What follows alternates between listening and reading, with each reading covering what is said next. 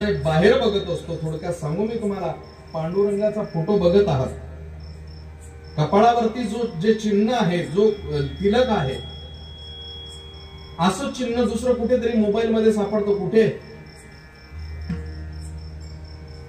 Google मध्ये. याचा अर्थ कधी बघितला तुम्ही? पाश्चात्य देशांना सुद्धा माझ्या पांडुरंग परमात्म्याच्या महतीचं ज्ञान झालं, आम्हाला नाही झालं.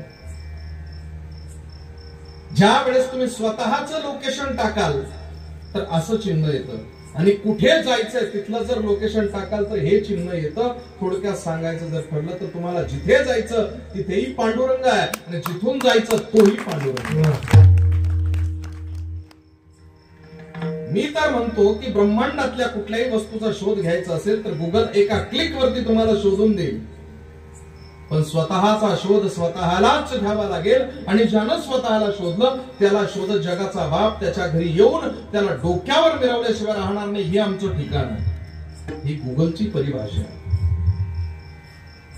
म्हणून आपण स्वतःचा शोध घेतला पाहिजे. स्वतःच्या शोधार्थ भटकणाऱ्या व्यक्तींमध्ये पहिली जी भूमिका येते ती साधकाची येते. ग्रंथाचे काही परिभाग आहे, काही ग्रंथांना प्रकरण ग्रंथ म्हणतात, काहींना सिद्ध ग्रंथ म्हणतात, काहींना श्रुती ग्रंथ, काहींना स्मृती ग्रंथ, काहींना टीका ग्रंथ म्हणतात. पण प्रकरण ग्रंथामध्ये एक सुंदर अशा प्रकारचा प्रकार आलेला आहे. अधिकार, तत्वम, तत्व आणि तमपद ही शोध आहे. त्यानंतर साधक, त्यानंतर साधना, त्यानंतर फल आहे. मग असं जर असेल तर आपण स्वशोधनार्थ ज्यावेळेस प्रयत्न करतो तर आपल्याला पहिली शंका येते की अल्प काळामध्ये त्याची प्राप्ती होईल का? कारण आमच्या डोळ्यानं आम्ही परमार्थ करणाऱ्या लोकांना बघतो, ज्या लोकांचा 60 वर्षाचा परमार्थ आहे त्यांना साधं एखाद्या आजारावरती सुद्धा कमांड मिळवता येत नाही. अवघ्या 42व्या वर्षी वैकुंठ गमनासाठी विमान येतं. अवघी 2 दशक पूर्ण होतात न होतात तोच पांडुरंग परमात्मा स्वतः येऊन माऊलीच्या खांद्याला धरून समाधिस्थ करतात. 39 वर्षामध्ये स्वामी विवेकानंदासारखा महान तत्ववेत्ता परमपदाला प्राप्त होतो. वयाच्या 32व्या वर्षी जगताचा गुरु होण्याचं सामर्थ्य शंकराचार्यासारख्या एका मुलामध्ये यावं. मग इतक्या दिवसामध्ये जर परमार्थ करून आम्हाला प्राप्त झालं नाही तर ही शंका आहे. आणि ती शंका उत्पन्न होण्यासाठी प्राप्त परिस्थिती तशीच आहे. ज्याच्या पाठीमागे आपण जातो ना तोच एक दिवस गजाच्या आड जातो, म्हणतो माझी समर्पण शक्ती चुकीची होती. आपला निर्धार क्लिअर असावा. त्यासाठी लोक म्हणतात की वेळ आपल्याकडे कमी आहे, मग आम्ही तर प्रपंचात पडलो. सांगा मी काय करू, भक्ती करू का पोट भरू, सांगा मी काय करू, सांगा मी काय करू. काय करावं हे कळत नाही. मग त्यासाठी मनुष्य निलेशजी महाराज प्रपंच सोडतो, परमार्थासाठी प्रपंच सोडतो. मी तर म्हणेन की परमार्थासाठी प्रपंच सोडणारे अनेक प्रापंचिक मी असे बघितलेत की ते प्रापंचिकाला लाजवतील इतका सुंदर प्रपंच करून दाखवतात. शब्द जरा कठीण आहे. ते एबीपी माझा कट्ट्यावर गेलो. मुलाखत झाल्याच्या नंतर राजीव खांडेकर मला म्हणतात, सर मी आज दिल्लीहून ज्या विमानाने आलोय ना त्या विमानात माझ्या शेजारी माझे गुरु निखिल वागळे बसलेले होते. त्यांनी मला विचारलं, काय रे बाबा कॉन्फरन्स सोडून अर्जंट चाललास? म्हटले काही नाही, एक पाहुणा आहे, फक्त एबीपी माझा कट्ट्यावर त्यांची मुलाखत घ्यायची आणि मी निघून येणार आहे. त्यांनी सांगितलं, असा कोण व्हीआयपी पाहुणा आहे की ज्याच्यासाठी तू दिल्लीची कॉन्फरन्स सोडून आणि पुन्हा इथं येऊन माघारी जाणार आहे? काही नाही म्हणजे कोणीतरी जलाल महाराज सय्यद. त्यांनी सांगितलं, सावध बरं का. त्यांनी सांगितलं, काय झालं? आपण फक्त शब्दांशी खेळतो, तो बुवा शब्दांच्या उरावर बसणार आहे हे लक्षात ठेव. शब्दांचा गारुडी येतोय लक्षात ठेव, म्हणून त्याच्या नादाला जास्त लागू नको.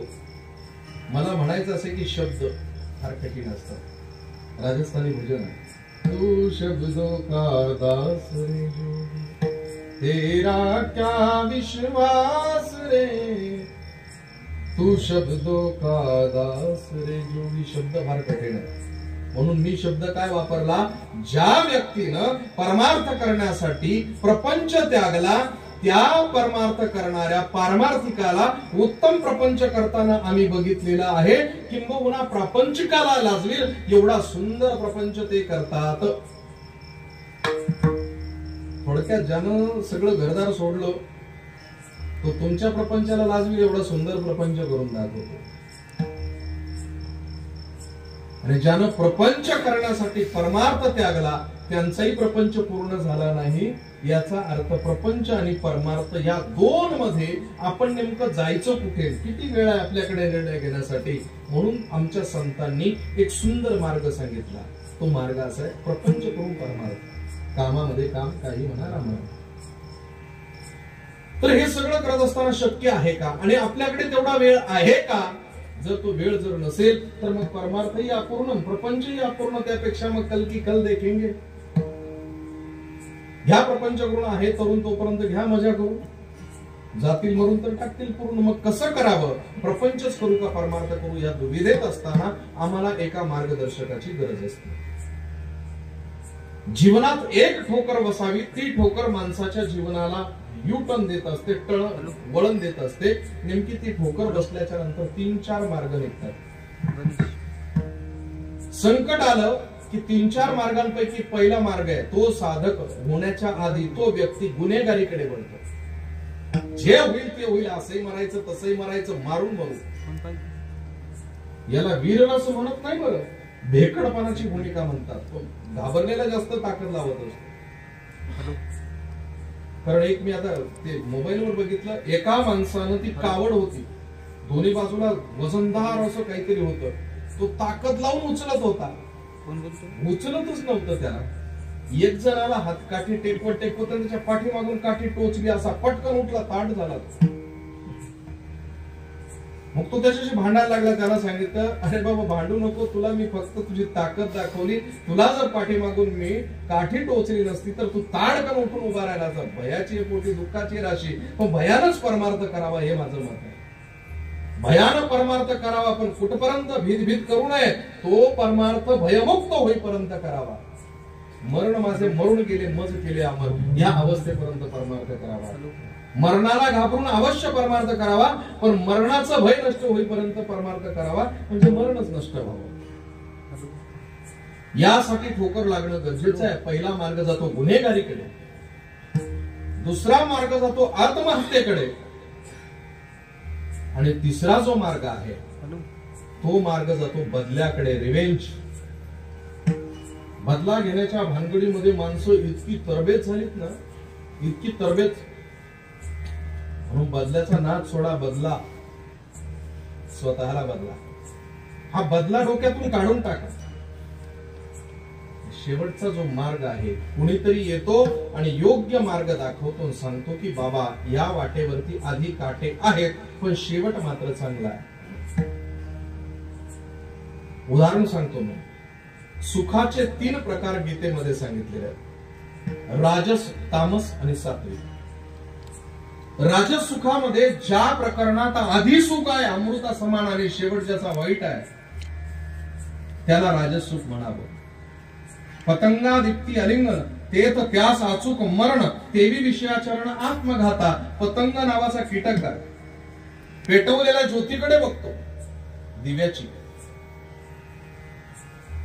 त्या ज्योतीकडे बघतो आणि विचार करतो, न उमळलेली ही कळी, हिला पहिलं आलिंगन, पहिला स्पर्श माझा व्हावा, उमलल्यानंतरही माझाच अधिकार असावा, कारण उमलल्यानंतर भोंगा जर आला तर त्यापेक्षा माझं आलिंगन असावं. त्या ज्योतीचं रूप बघून ज्यावेळेस ती पतंगा नावाचं कीटक पाकोळी जाते आणि आलिंगन देते, जागेवरती भस्मीभूत होते. आधी छान वाटलं, पण शेवट त्याचा दर्दनाक वाईट आहे. याचा अर्थ ते सुख राजस समजावं.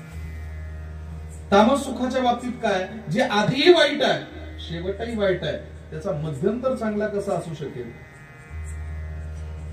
थोडक्यात बोलायचं जर ठरलं, दारू पिणाऱ्या माणसाकडे बघा, देशी पिणारा 100% तुम्हाला सांगा, ती बाटली फोडल्याच्या नंतर नाकापर्यंत नेतात करतात, मग नाकाला लावतोच कशाला. मग त्यानंतर म्हणतो हो मग पाणी टाक, हे टाक, ते टाक, बरेचस रसायन एखाद्या केमिस्ट्रीच्या प्राध्यापकाला लाजवेल एवढं सुंदर त्याचा मापदंड असतात. मग त्यानंतर तो नाक दाबून पितो. अरे एवढा दर्पय तर पितो कशाला? पीत असताना ते घशामध्ये जळजळ करून जाते. आतमध्ये गेल्याच्या नंतर इडा, पिंगला, सुषुम्ना एकदाच जागृत होतात. मूलाधार चक्र, स्वाधिष्ठान चक्र, मणिपूर चक्र, अनाहत चक्र, विशुद्ध चक्र, आज्ञाचक्र, षडचक्र भेदन होतात. कुंडलिनी जागरण होते.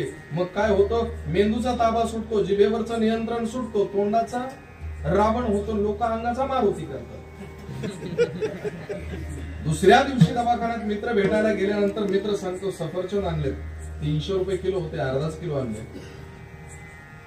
300 रुपयाचे 150 रुपयाचे अर्धा किलो आणण्यापेक्षा 50 रुपयाची एवढीशी आणली असती तर. म्हटले का? कालच्या प्यायल्यामुळे आज डोकं गरगर करते, उतारा पाहिजे. जी अगोदर पिण्याच्या अगोदर वाईट आहे, पिताना वाईट आहे, उतरल्यावरही वाईट आहे, तरी माणसं तिला सोडायला तयार नाही. त्याच्यामध्ये एन्जॉय नावाचं जे सुख आहे ना ते तामस सुख. आणि शेवटचं सुख आहे सात्विक सुख. या सात्विक सुखाची व्याख्या करण्याच्या अगोदर तामस सुखासाठी जगद्गुरु भगवान श्रीकृष्ण परमात्म्याने एक श्लोक लिहिलेला आहे. यदग्रे चानुबंधेच सुखम मोहन मात्मना निद्रालस्य प्रमादोत्तम तत्ताम समुदारोत्तम. निद्रा, आळस आणि प्रमाद या 3 गोष्टींपासून निर्माण होणारं सुख हे तामस सुख आहे. आणि शेवटचं सुख सात्विक. त्या सात्विक सुखामध्ये एक सुंदर ओवी माऊली ज्ञानोबा टाकतात. हे असो दीपाची सिद्धी का अवघड धू आधी ना तरी ते औषधी जिभेचा ठाव. चूल पेटवताना, अग्नी प्रज्वलित करत असताना ज्या वेळेस ती माऊली चूल पेटवते तर धुराचा सामना करते. नंतर तो अग्नी प्रज्वलित होतो. स्वयंपाक, सौर सिद्धी किंवा त्यानंतर प्रकाश योजना सगळं काही प्राप्त करता येतं. पण आधी धुराचा सामना करावा लागतो. औषध कडू असतं पण जिभेवर टाकलं की आरोग्य प्रदान करत असतं. अगोदर वाईट आहे पण ज्याचा शेवट चांगला आहे त्याला सात्विक सुख असं म्हणावं. मग सुखासाठी प्रयत्न करणारा जो जीव आहे त्या जीवानं सुखाच्या प्राप्तीसाठी आपल्या योग्य मार्गदर्शकाकडे जावं. तो योग्य मार्गदर्शक आहे. चांगला मार्ग कधी सांगत नाही. तो सांगतो आता खडतर आहे पण शेवट चांगला आहे. आता तुला खडतर प्रवास करावा लागेल पण याचा शेवट चांगला आहे. मग त्यासाठी सद्गुरु ज्ञानी असावा. मी तर असं म्हणतो की माऊली ज्ञानोबांना ही अनुभूती येण्याच्या आधी त्यांच्या सद्गुरूकडे आपल्याला जावं लागेल. प्रत्येक जीवाच्या जीवनामध्ये एक सद्गुरू असतो, एक गुरु असतो. तो गुरु निर्धारित गुरु प्राप्त होण्याच्या अगोदर असतो. त्या गुरुला आपण आई असं म्हणतो. तुम्हाला आम्हाला किती आया आहे माहिती नाही पण माऊली ज्ञानोबांना 3 आया आहेत. तुम्हाला काही बोलता येत. टीव्हीवर जी मालिका बघायचात ना माऊली ज्ञानोबांची, तुम्ही तिचा लेखकच मी आहे. म्हणून माऊली ज्ञानोबा काय आहेत मला माहिती. 3 आया आहेत माऊली ज्ञानोबांना. एक आई मीनाक्षी उर्फ रुक्मिणी विठ्ठल पंत कुलकर्णी. दुसऱ्या आईचं नाव आहे, आल्यानंतर ती पेढे वाटत बसली नाही, आनंद व्यक्त केला नाही, त्या बाळाला डुसणी दिली, म्हणाली नवमास कष्टलासे 10व्यान प्रसूत झाले. नवमास कष्टलासे 10व्यान प्रसूत झाले. येताच कर्मगाड तुझी मान अडचली.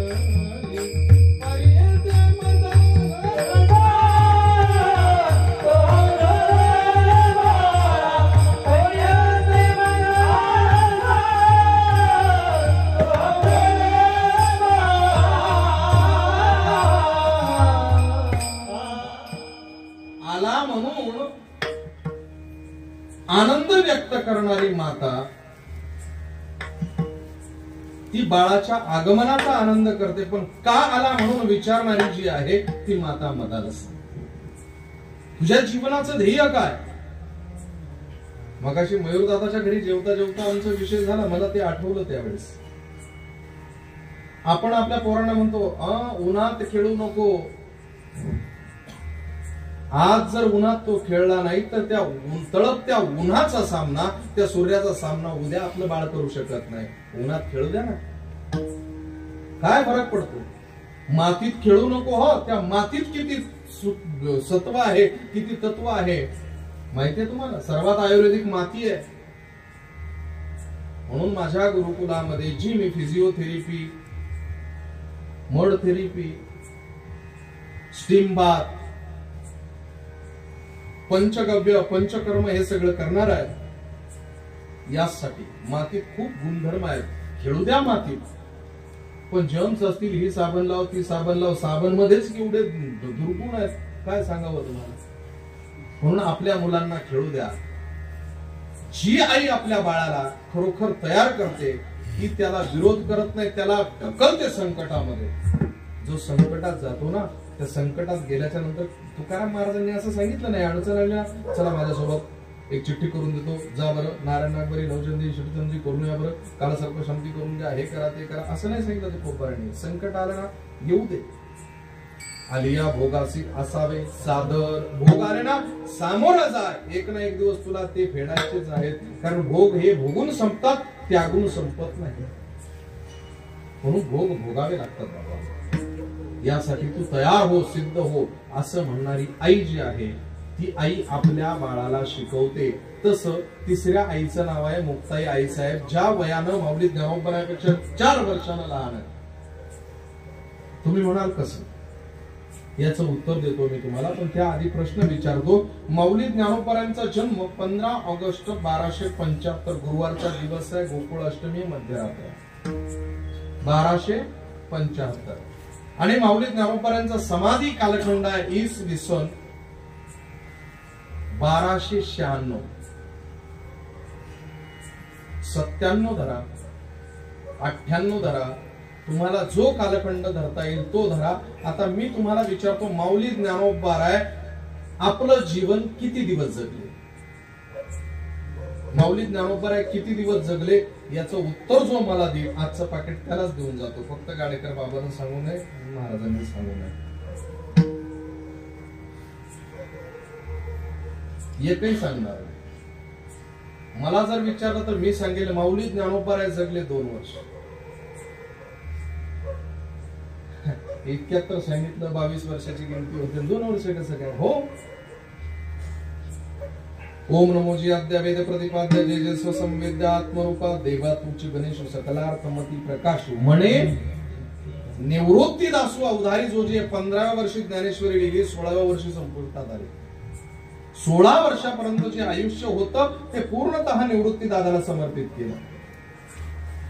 येतंय लक्षात तुमच्या? पुढील 4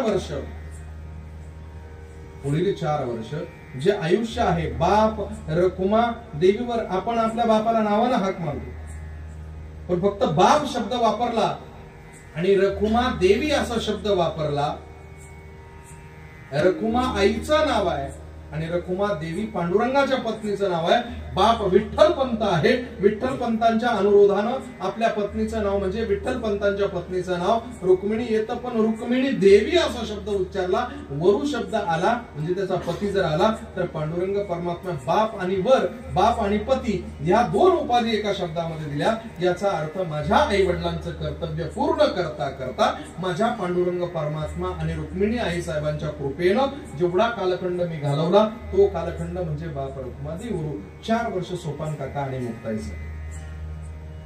16 आणि 4 किती? 20. आता 2 वर्ष स्वतःसाठी माऊली ज्ञानोबरांनी जगावं म्हणून मुक्ताई आई साहेबांच्या आधी निवृत्ती दादाकडे जातात. दादा, आयुष्य संपलं, काम संपलं, कामाशिवाय जास्त वेळ बसू नये असं बऱ्याच दुकानात मी वाचलंय, मग मी निघावं का? निवृत्ती दादाच्या डोळ्यात अश्रू आला नाही, हृदयाला पाझर फुटला, पण कारभाऱ्याला व्यक्त होता येत नाही. घर चालवून बघा एकदा तुम्ही. निवृत्ती दादांना सांगितलं, मी तुला काही सांगू शकत नाही, माझं कार्य पूर्ण केलं, तुझ्यावर माझा अधिकार नाही, पण अजून तुझ्यावर जे निर्भर आहेत त्यांना जाऊन विचार, त्या मुक्ताईला विचार, तिने जर अनुमती दिली तर बिनधास्त जा. मुक्ताईकडे गेले आणि तत्वज्ञान शिकवायला सुरुवात केली. मुक्ता उपजे ते नाशे नाशले पुनरपी दिसे, हे घटिका यंत्र जैसे परिभ्रमे का. मुक्ताई म्हणते, हा पुढे. पुनरपि जननम पुनरपि मरणम पुनरपि जननी. अरे मला नको शिकू, मी तुला जागा केला एकदा, तू मला शिकवू नको, कामाचं बोल. मग ज्ञानदादा म्हणतात मुक्ता निघायचं म्हणतोय, थांब रे जरा, 2 वर्ष थांब. मुक्ताईनं 2च वर्ष थांबवलं. 200 वर्ष थांबायला सांगितलं असतं थांबले असते, पण 2च वर्ष का? कारण त्यावेळेस मुक्ताई आईसाहेब 11 वर्षाच्या आहे. त्या म्हणतात 2 वर्ष थांब म्हणजे मी 13 वर्षाची होईल. तुम्हाला एक शास्त्राचा नियम सांगतो, 13 वर्षाच्या आतील जर एखादी मुलगी आपल्या पाया पडायला आली तर कधी तिला पाया पडू देऊ नका, उलट तिच्या पाया पडा. आणि जो तिला पाया पडायला लावतो ना, सर्वात मोठं पाप करतो. तुम्ही म्हणाल का? तर वयाच्या 13व्या वर्षी स्त्रीला पहिला मासिक धर्म येत असतो. इंग्रजीमध्ये पिरियड्स म्हणतात त्याला. पहिला ज्या दिवशी मासिक धर्म येतो त्या दिवशी हा निसर्ग एक निर्देश तयार करतो, एक निर्णय तयार करतो, बाई आता तू स्त्री झालीस, आता इथून पुढे तुला आई होण्याचा अधिकार हा निसर्ग देतो. मुक्ताई म्हणते 2 वर्ष थांब, 11 आणि 2 13. त्यावेळेस हा निसर्ग मला आई होण्याची समर्थता प्राप्त करेल, पण तोपर्यंत मला आईची गरज आहे आणि ती आई तू असावंस अशी माझी इच्छा आहे. म्हणून 2 वर्ष थांबले. पुन्हा सोपान काकासाठी सुद्धा 2 वर्ष. 20 वर्ष झाले. आता ज्ञानोबा सांगतात मला जायचं. मुक्ताईनं सांगितलं जायचं तर जा, पण काय रे बाबा, 16 वर्ष भावासाठी जगला मोठ्या, 4 वर्ष आमच्यासाठी जगला, समाजाला देत राहिला, आता स्वतःसाठी कधी जगणार आहेस? कधी जगणार आहे स्वतःसाठी? तुम्हाला विचारतो. पोरासाठी जगले, आई बापासाठी जगले, लहान भावंडांसाठी जगले, मोठ्या भावासाठी जगले, बायकोसाठी, पोरांसाठी जगले, आता नातव बालवाडीत नेऊन सुद्धा आपण त्यांच्यासाठी जगतोय. मग स्वतःसाठी कधी जगणार आहोत?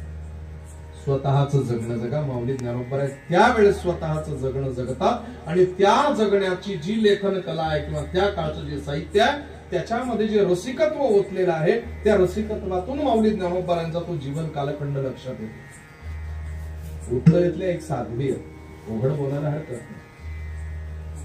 त्यांनी प्रश्न विचारला, तिथे बोलता बोलता, जो संतों ने दुनिया को सुख दिया उन्हें भी सुख प्राप्त नहीं हुआ. ज्यांनी मोठमोठ्या प्रतिज्ञा केल्या त्या संतांच्या पूर्ण झाल्या नाही तर आपल्या कधी होणार आहे? मला लगेच फोन आला, बाबा असं असं खरोखर संतांच्या प्रतिज्ञा पूर्ण होत नाही का? म्हटलं पहिला प्रश्न असा आहे, देवाला आणावं लागतं, कधी कधी पाठवावं लागतं. आपण येतच असतो, त्याच्या मर्जीनं जात असतो, त्याच्या मर्जीनं अर्थात कर्माच्या. पण संतांना आणावंही लागत नाही, पाठवावंही लागत नाही. जे स्वतःच्या मर्जीने येतात, स्वतःच्या मर्जीने जातात. काम पूर्ण केल्याशिवाय कसे जातील? त्यांना काय 5ची गाडी गेल्याच्या नंतर किंवा मुक्कामी गाडी गेल्याच्या नंतर गाडी मिळणार नाही असं नाही. ते स्वतःची गाडी घेऊन येतात. त्यांना काही अडचण नाहीये. म्हणून संत स्वतःच्या मर्जीने येतात. काम पूर्ण झाल्याशिवाय कसे जातील? मग इकडून पुन्हा प्रश्न विचारला गेला की कुठल्या संतांच्या बाबत बोलतायत? त्यांनी सांगितलं माऊली ज्ञानोबा आहे. का तर जन्माला आल्यापासून समाधीपर्यंत तिरस्कृत बहिष्कृत जीवन माऊली ज्ञानोबा जगले. मी विचारच करत राहिलो. पण त्याच काळामध्ये माझा माऊली ज्ञानोबा यांच्या चरित्राचा अभ्यास सुरू होता. मग माझ्या लक्षात आलं, म्हटलं नाही, माऊली ज्ञानोबा राय जर म्हणतात अवघाची संसार सुखाचा करीन, त्यांनी केला आणि ते सुख प्राप्त करू शकले नाही असं जर कोणी म्हणत असेल तर त्यांनी सुख प्राप्त केलं. सुख प्राप्त करण्यासाठी माणसं काय करतात माहितीये का? खूप अशा उकाड्यातून आले, खूप तहान लागली आणि फ्रीजचं किंवा माठाचं थंडगार पाणी प्यायला मिळालं, घटाघटा प्यायला, आता निश्चिंतीने खावलं बेसावा नाही नाही नाही. खूप भूक लागली, घरी आल्याच्या नंतर पंचपक्वान्नाचं भोजन आपल्या समोर आहे, जठराग्नी असा धगधगतोय आणि पंचपक्वान्नाचं जेवण जेवलं की माणसाला वाटतं आता तृप्तीचा ढेकर दिला, पण सकाळी पुन्हा मागशील ना. सुख पाहता जवा पाडेन दुःख परवा आहेच आपल्या जीवनात, आहेच ते. म्हणून चिरकाल टिकणारं सुख नाहीये ना. हे सुख प्राप्त करण्यासाठी जीवाची धावपळ असावी. माऊली ज्ञानोबांना सुख झालं ना. नाही कशावर म्हणतात. सुख उपभोगणारी जी वृत्ती आहे, जी इंद्रिय आहे, ते मन नाहीये, ते चित्त नाहीये. पंचेंद्रियापैकी म्हणजे श्रोत्र चक्षु स्पर्शनम च रसनम ग्रहणमेव च मनश्चाय अधिष्ठाय, या इंद्रियांमध्ये कुठलं जे आहे ना, हे इंद्रिय उपभोगू शकत नाही. जर सुख बघायचं असेल तर बुद्धीनं चाचपणी करावी. माऊली ज्ञानोबांनी चाचपणी केली आणि व्यक्त झाले. रूप पाहता लोचने, रूप पाहता लोचने,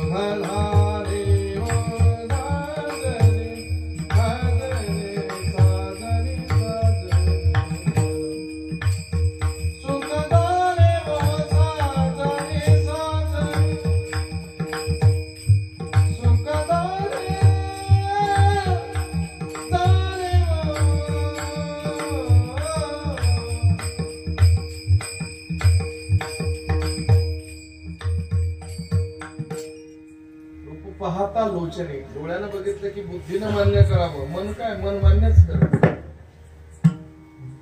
मन काय काय मान्य करतं माहितीये मला? मन म्हणतं जाऊ दे, गाव छोट आहे बुवा, आपल्याच तालुक्यात, त्यांना काय घेणं, फॉर्च्युनर मध्ये आहे तर कशामध्ये, पण आपली लोक आहेत. भोके बोकंडे घ्यायला फार मजा होते. माझा तालुका मी बोलला पाहिजे.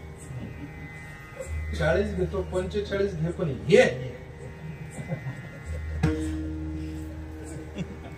आमच्या गावात 4-5 गेले, पण सोमटाला म्हशी ओढीत नाहीत आमच्या गावचे लोक. का तर म्हणे आपले गेले काही कामाची. उघड बोलता आपले लोक, बोललं पाहिजे. घरचे असून सुद्धा नाही कोणाचे.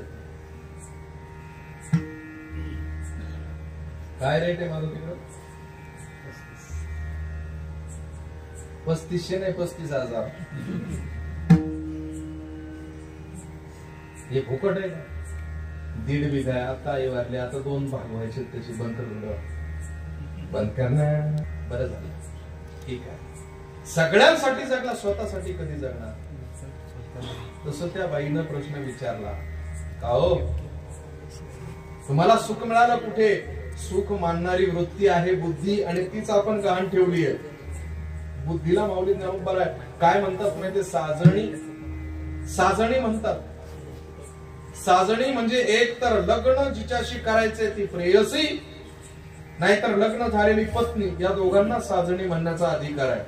मग माऊली ज्ञानोबा आपल्या बुद्धीला जर साजणी म्हणत असतील तर ती साजणीवरती तिच्या उपभोगाचा पूर्ण अधिकार उपभोक्त्यावरती असतो. आणि आपल्या बुद्धीचा उपभोक्ता जर आपण असू आणि आपल्या बुद्धीला जर दिल्लीत आणि मुंबईत बसलेला साहेब हाकीत असेल तर आपण टाळीच वाजवायची. फक्त आपण म्हणायचं नाही पुरुष आहे म्हणून. अरे तुझीच बुद्धी तुला वापरता येत नाही, तिचा उपभोग दुसरा कोणीतरी घेतोय आणि तू स्वतःला पुरुष म्हणतोय.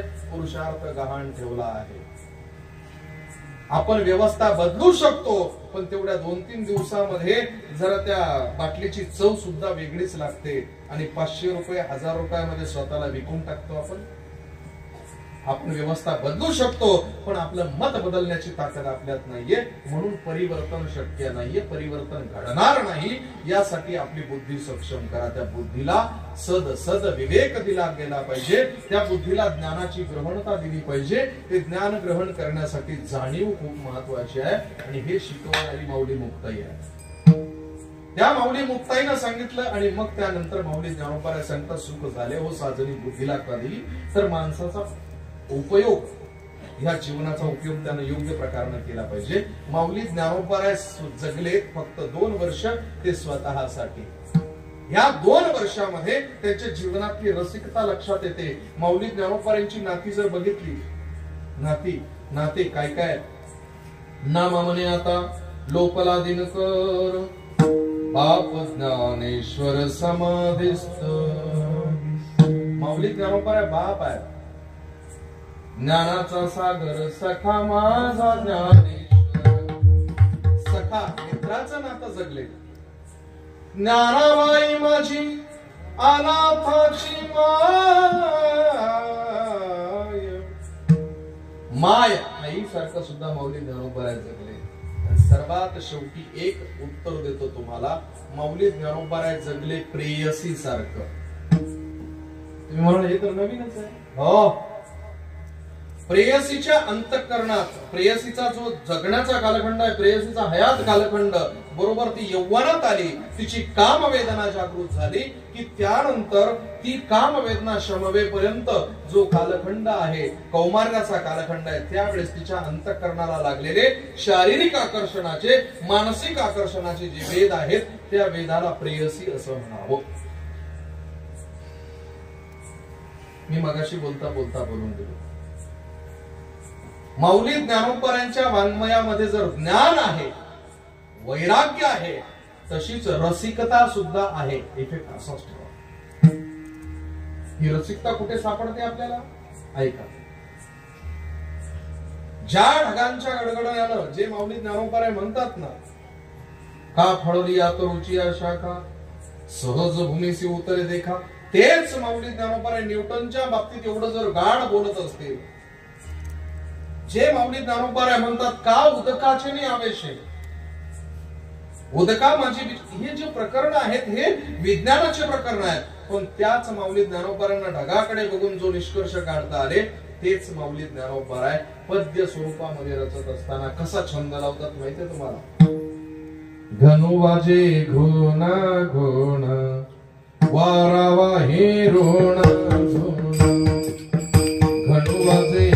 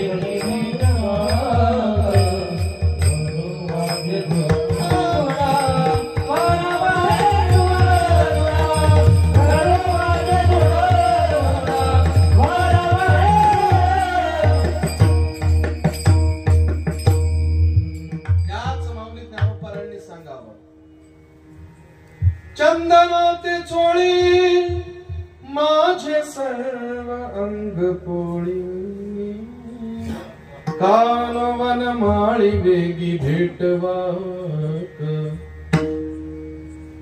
या माऊली ज्ञानोबांनी बोलावं. अजून काय काय आधा झालाय का? आधा झालाय का? भजनीमध्ये ज्या माऊली ज्ञानोबांना एका मंचकावरती पडल्याच्या नंतर प्रियकराची आशा वाटावी. अजून थोडा इफेक्ट रेग्युलर ठेवा. मंचकावर पडल्यानंतर स्वप्न वेगळे ऐकतात, पण मंचकावर पडल्याच्या नंतर एका प्रेयसीची जी प्रियकराबद्दल भावना आहे ती भावना अंतःकरणात माऊली ज्ञानोबांची येतेच. पडिले दूर देशी माझा आठवे मानसे, पडिले दूर देशी माझा आठवे मानसे, पडिले दूर देशी, पडिले दूर देशी, दूर देशी, पडिले दूर देशी. अजून एक पडिले दूर देशी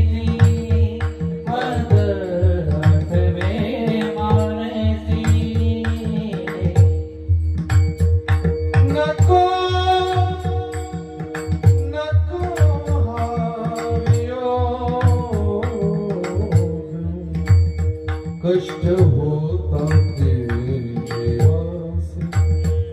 कष्ट होता जीवासी, जीवासी कष्ट होता जीवासी, कष्ट होता जीवासी, जीवासी, पडिले दूर देशी माझा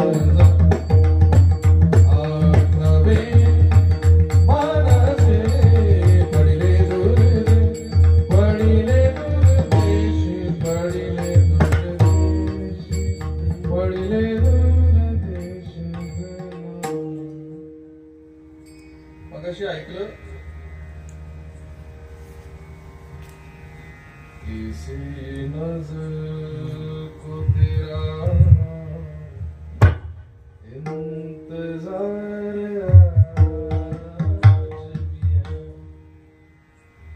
आमचा काळ गेला, त्याच्यामुळे आता हे थोडस काढलं.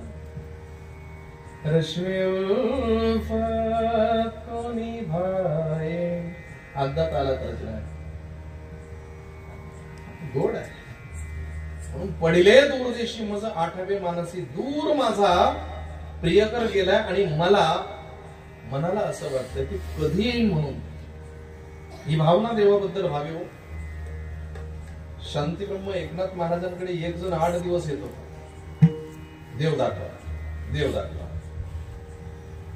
महाराज म्हणायचे अरे असा दाखवता येत नाही, अजिबात नाही, मला देव दाखवा. म्हणते आता तुला नैतिक मार्गानं देव दाखवता येईल की नाही सांगता येणार नाही, मी प्रयोग दुसरा करतो. चल, मी आंघोळीला चाललोय. गोदावरीवरती नेलं.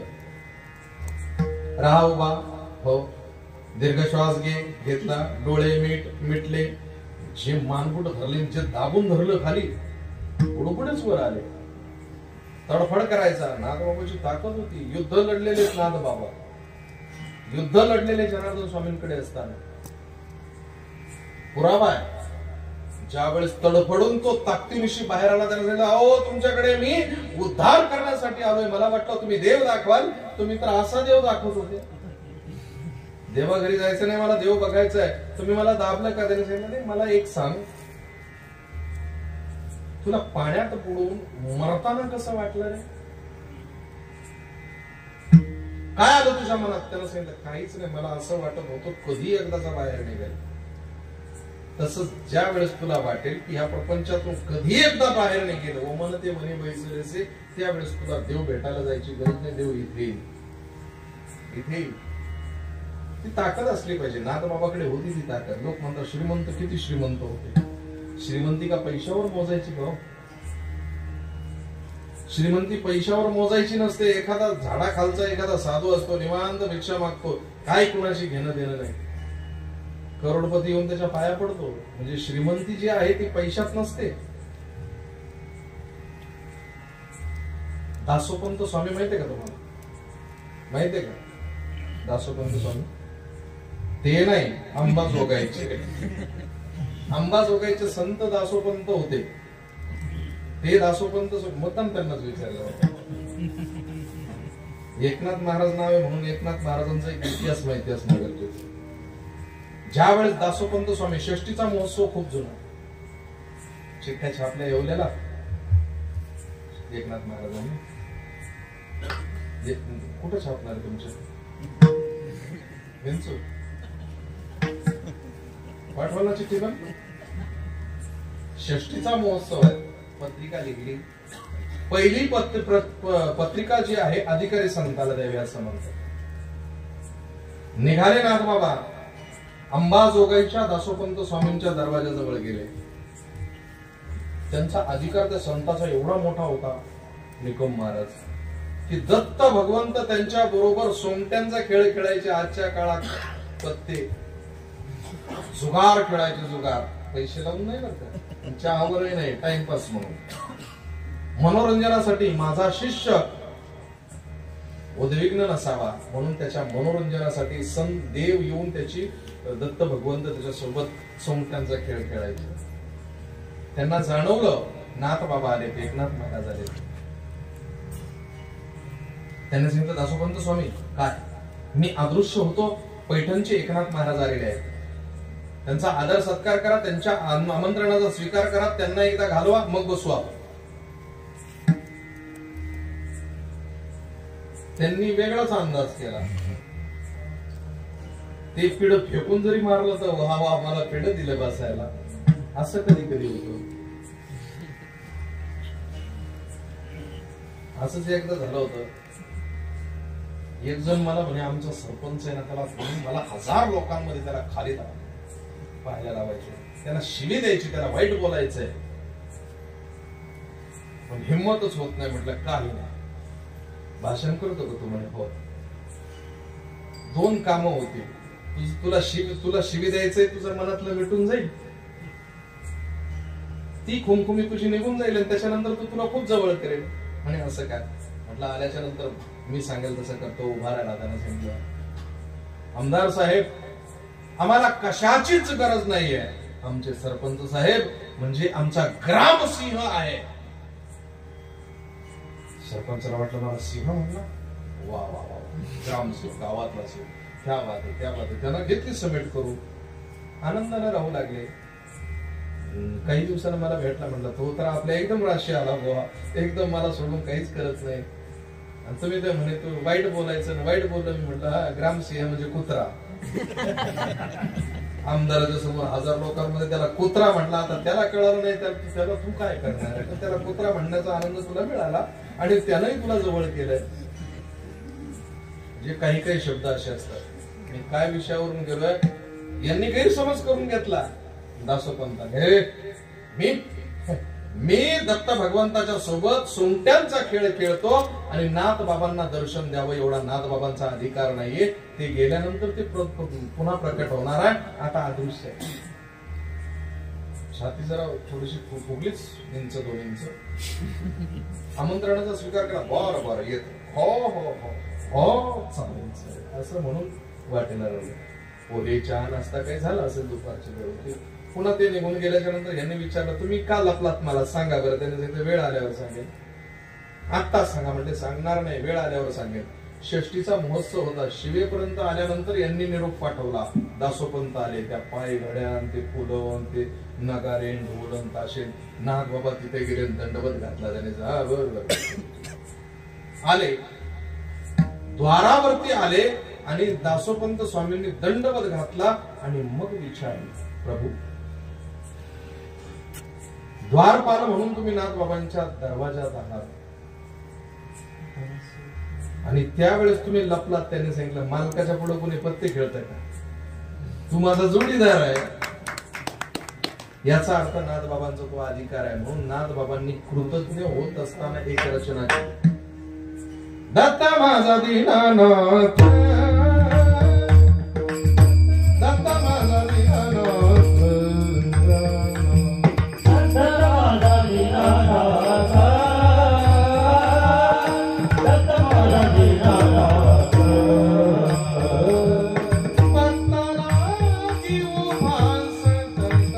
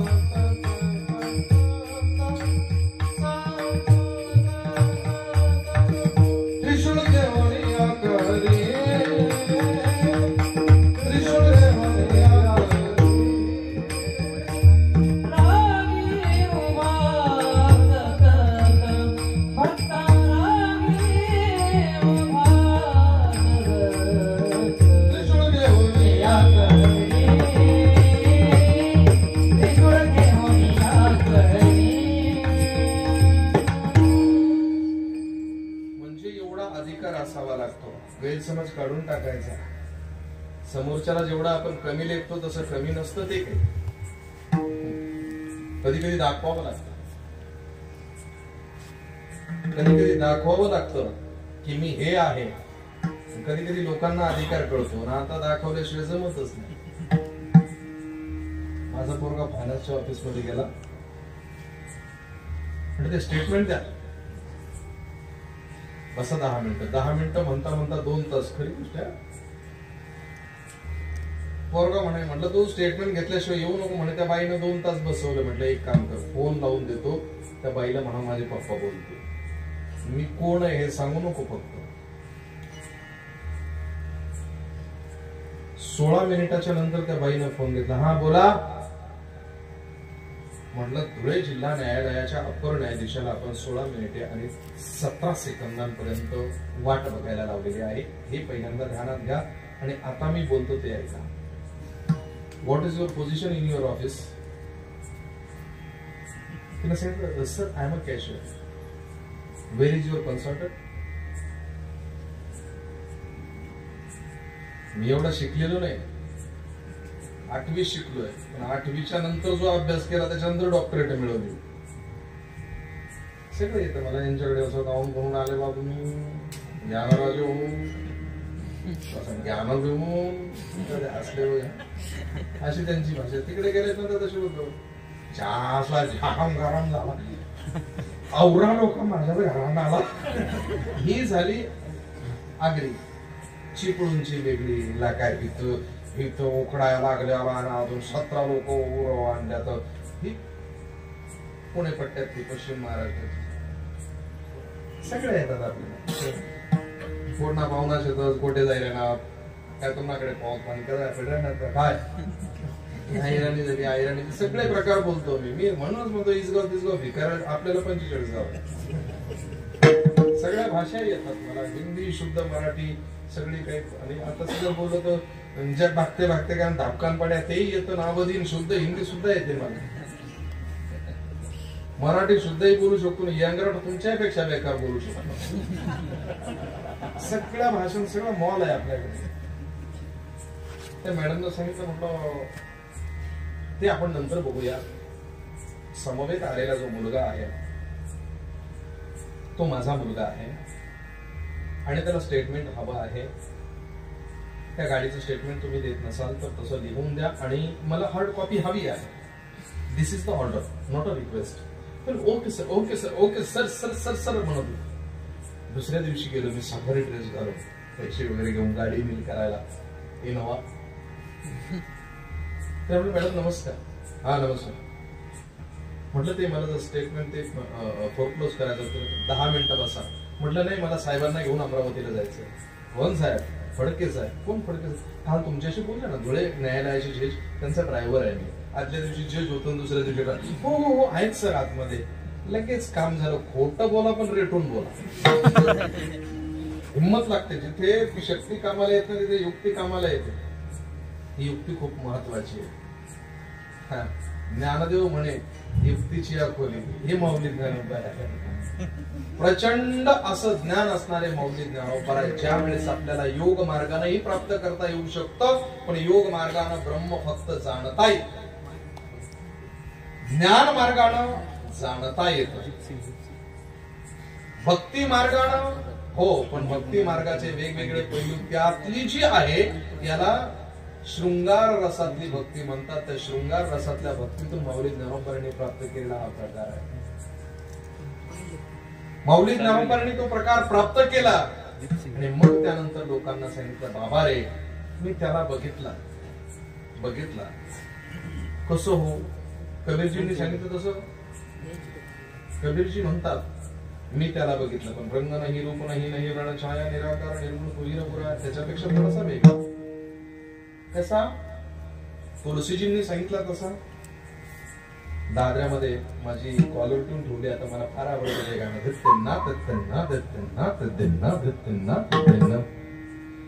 ठुमक चलत रामचंद्र बाजत पैंजनिया, ठुमक चलत रामचंद्र, किलत किलत उठत जात गिरत भूमि लटपटाय धाय मातु गोदलेत दशरथ किरणिया टमक चलत रामचंद्र बाजत पैंजनिय.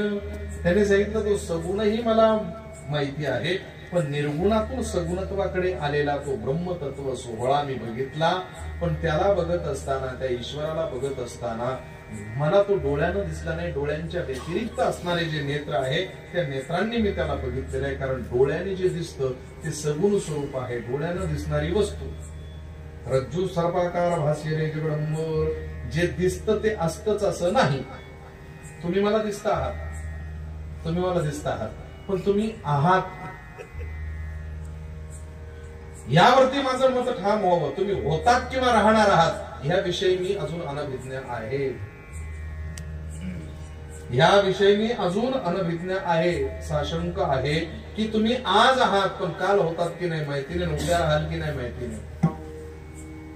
म्हणून आज आहे ते दिसतं, हे असतच असं नाही. जे असतं ते दिसतच असं नाही.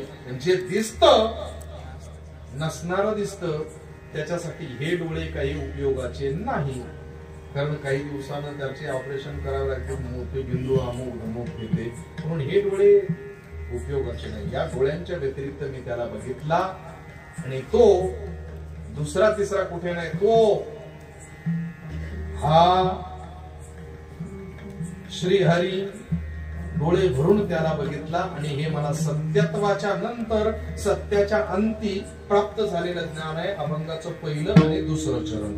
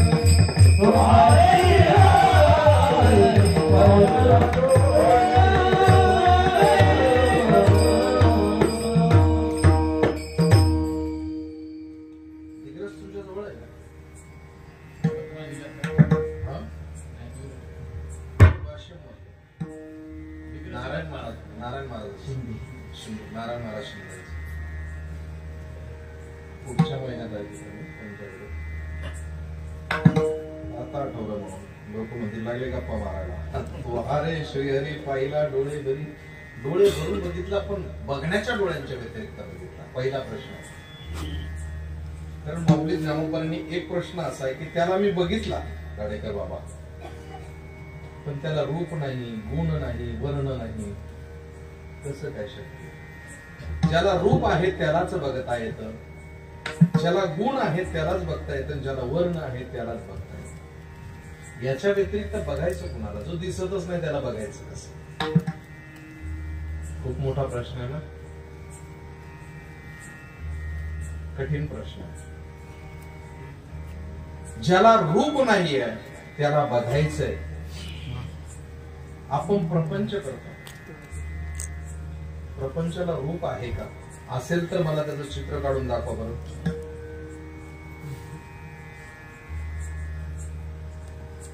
दाखवा ना चित्र काढून.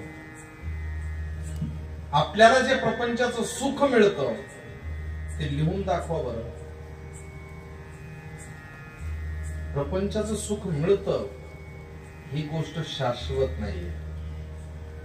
जोपर्यंत तुम्ही कमावते आहात तोपर्यंत तुमच्याकडे लक्ष देता येतं. तुमचं कमावणं संपू द्या. जोपर्यंत कमावता त्याला अण्णा अण्णा अण्णा आले, अण्णा आले, अण्णा बसा, ए अण्णांना चहा दिला का, हे अण्णांचं जेवणाचं बघा बरं, अण्णांच्या कपड्याला इस्त्री केली का, अण्णा जाणार आहेत बरं का, अण्णांचा चष्मा कुठे, पाकिट कुठे, रुमाल द्या बरं.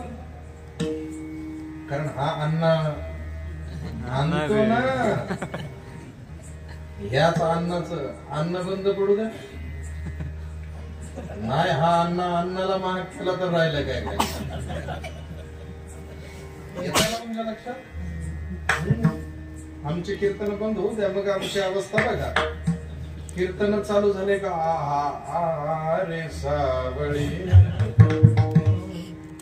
कशी वाजवली वाजवली. आधी मुरली जरी वाजवली तरी ना, आता कानाखाली जरी वाजवली कशी वाजवली वाजवली. सर्व पैसे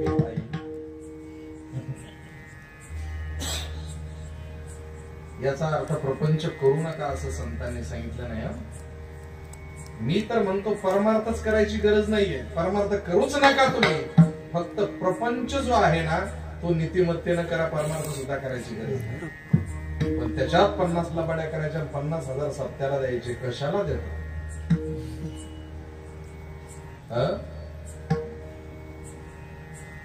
पोराच्या लग्नाला कोट्यावधी खर्च करायचे, लगेच मोबाईलचे रिचार्जचे भाव वाढवायचे.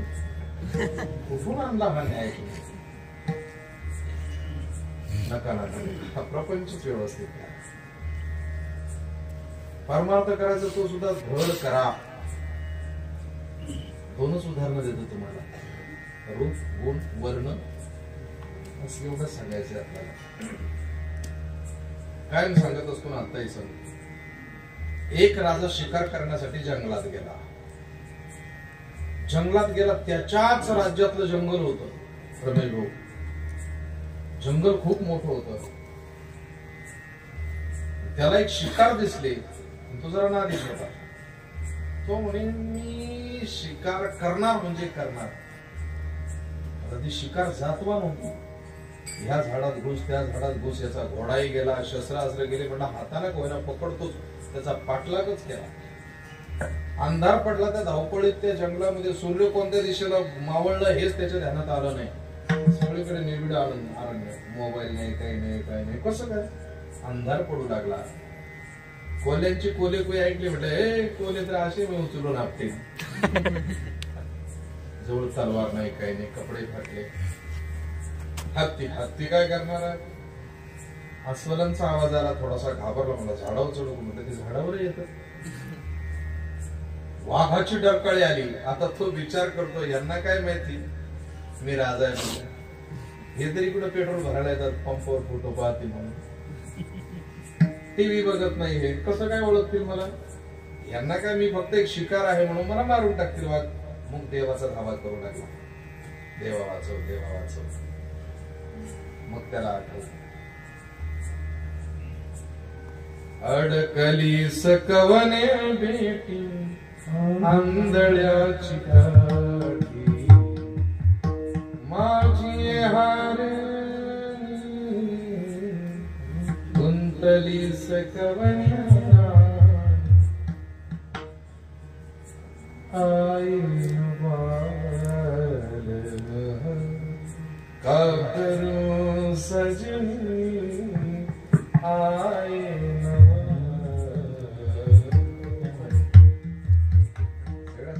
चोऱ्या मारायच्या बाबा. आता काय करावं? आता तर काय कधी कधी एखादं प्रमाण देत असतो बरं, म्हणत असतो भगवान परमात्मा है कहा मैं हवा हूं वतन मेरा, कष्ट मेरा ये चमन मेरा, मैं हवा लोक म्हणतात गजवची प्रमाण देतात का, मग कचकच कांदा कापताना चालतो का, आमदार झाल्यासारखं चालतं.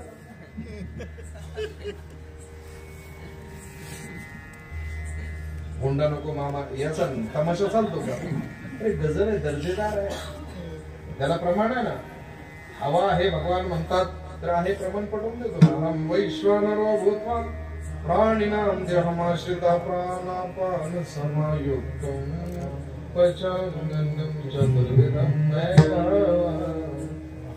लोकांनी एवढा तमाशा केला, आम्ही थोडस केलं ना, काय बिघडलं, झोऱ्या केल्या, डाका घातलं.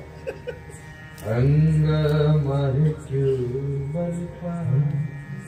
थोडी सी जो पीली ताकत नहीं साला, चोरी तो नहीं की है,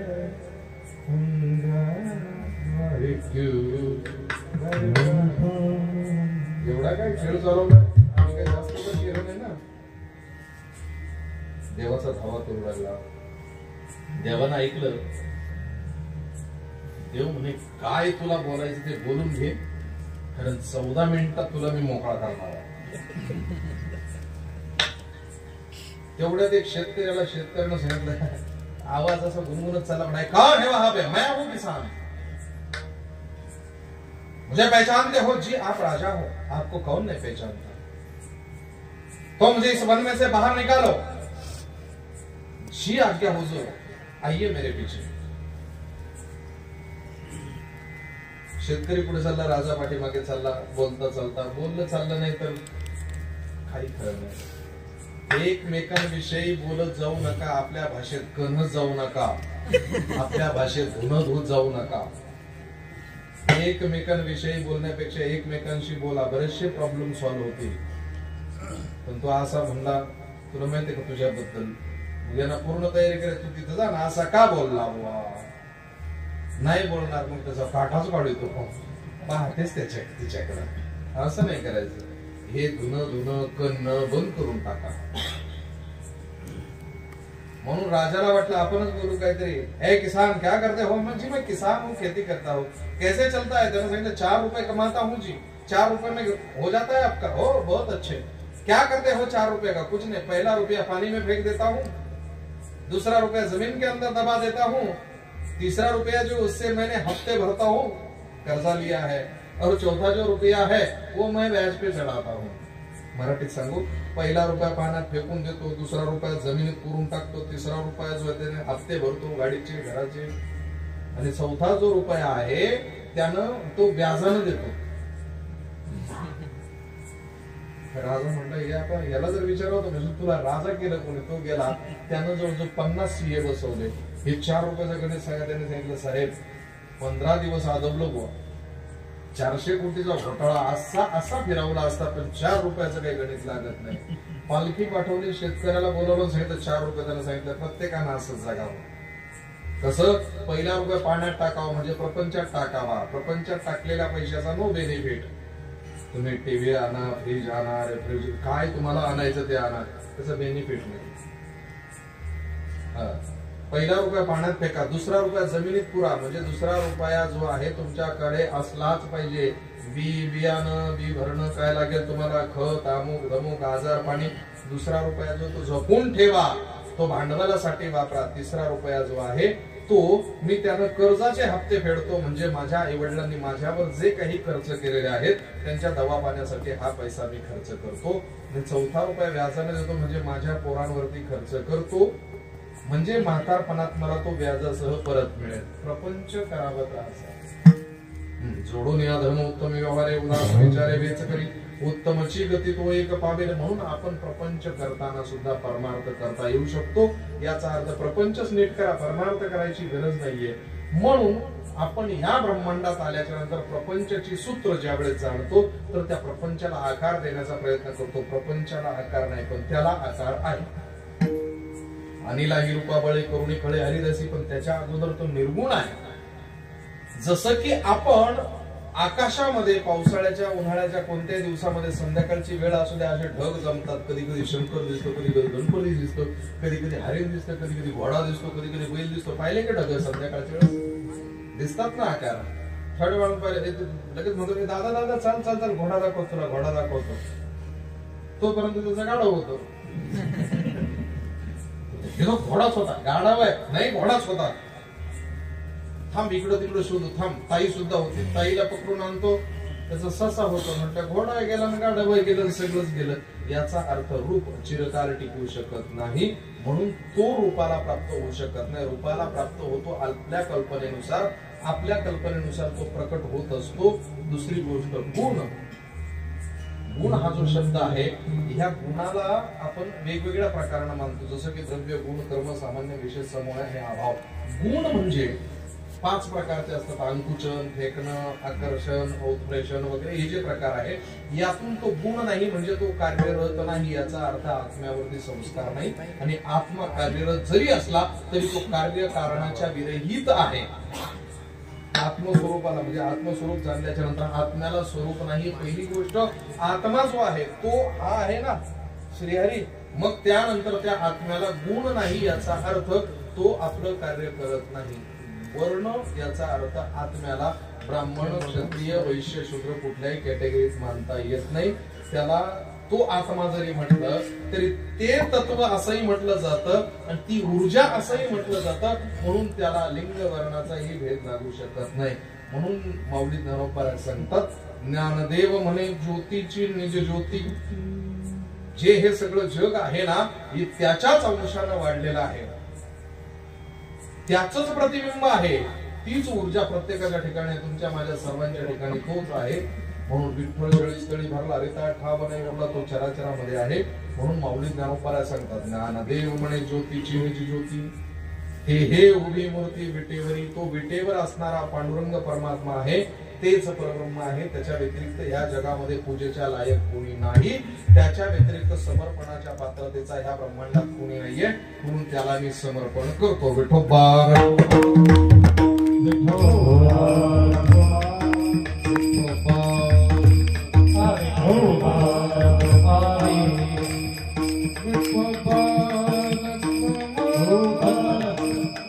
किंवा लॉर्ड जीसस येशूचे जे पिता आहेत त्याला गॉड असं आपण म्हणतो.